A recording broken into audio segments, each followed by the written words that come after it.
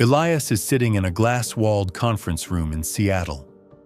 He has a 401k, health insurance, and a salary that puts him in the top 10% of earners his age. To his parents, he has made it. But as Elias looks at the senior partners in the room, men in their 50s who are still stressed, still tethered to their laptops, and still asking for permission to take a week off, he feels a cold shiver of realization. He realizes that his 9-to-5 isn't a foundation, it's a limiting belief. It's the belief that his time has a fixed price. It's the belief that security is something provided by a corporation rather than something built by his own hands. In the USA, we are trained to see the 9-to-5 as the safe path, but Elias is starting to see it as the most dangerous gamble of all. He is betting his entire life on the hope that his company will always need him, that the economy will always favor his specific job title, and that he will still have the energy to live when he's 65. Tonight, Elias is performing a risk assessment on his own comfort. He is going to realize that the bi-weekly paycheck is actually a sedative, a drug designed to make him forget that he is a sovereign creator. This is the 1,600-word manual for breaking the employee trap. Elias begins to look at the psychological architecture of employment.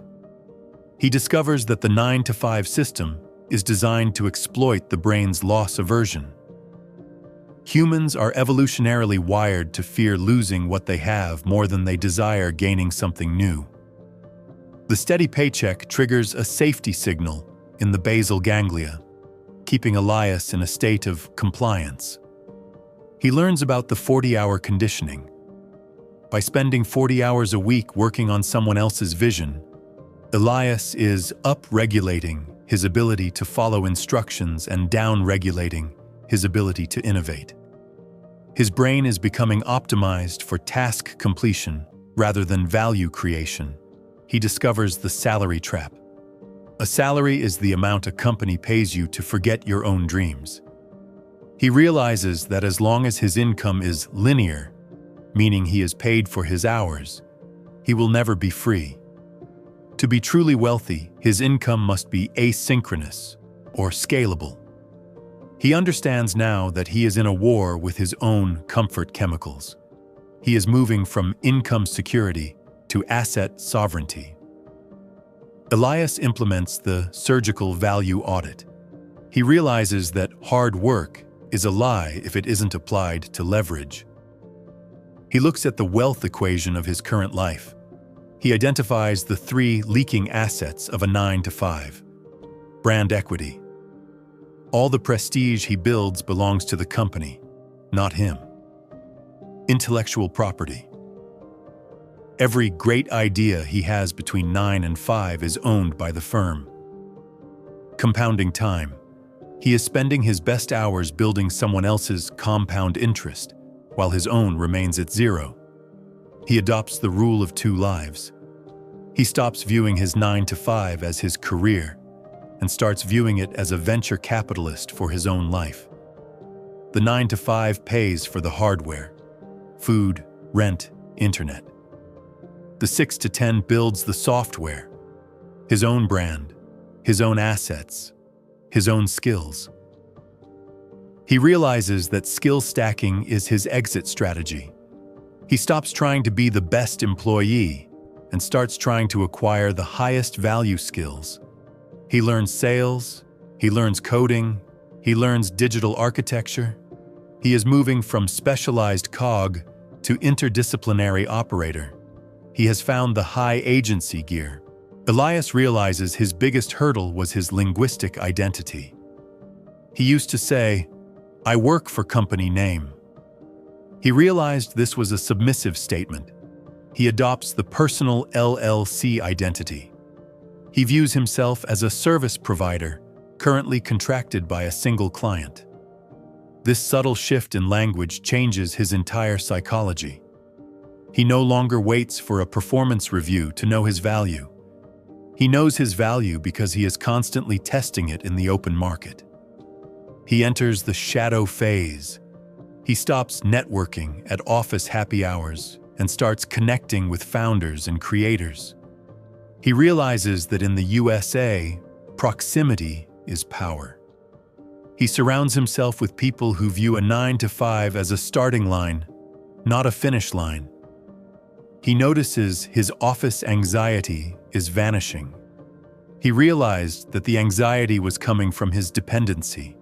Because he is now building his own safety net in the dark, he is unfazed by office politics or the threat of layoffs. He feels weighty. He is no longer a passenger in the economy. He is a pilot in training. He has achieved cognitive sovereignty. 6 months pass. Elias is still at the office, but he is a ghost in the machine. He has achieved operational separation. Because he treated his 6 to 10 like a war zone, his side asset is now generating 50% of his corporate salary. He has achieved financial breathing room. He realized that security is the ability to walk away. Most of his co-workers are fragile because they are one bad quarter away from ruin. Elias is anti-fragile. He looks back at the man who was grateful for his promotion a year ago. He realizes that man was a prisoner who liked his cell. The new Elias is a sovereign. He has moved from the labor class to the equity class. He has achieved temporal agency. He is no longer selling his life to a corporation. He is renting his skills while he builds his empire. Elias is standing at the window of his office. The sun is setting over Seattle. The lights of the other skyscrapers are flickering on. Thousands of people still at their desks. He looks at the camera, at you. Look around you, he says. Look at the people who have been at your company for 10 years. Are they free? Are they inspired? Or are they just comfortable? Your 9-to-5 is not your security. It is a limit you have accepted in exchange for a feeling of safety that doesn't exist. You are being paid to stay small. You are being rewarded for your compliance, not your potential. You don't need to quit tomorrow. You need to reframe. Starting tonight, I want you to adopt the equity mindset. Treat your job as a client. Use the money to buy back your time. Use the hours to build your own engine. Stop being the star employee and start being the star of your own life. The 40-hour week is for survival. The other 128 hours are for greatness. What are you doing with yours? The prison break starts tonight.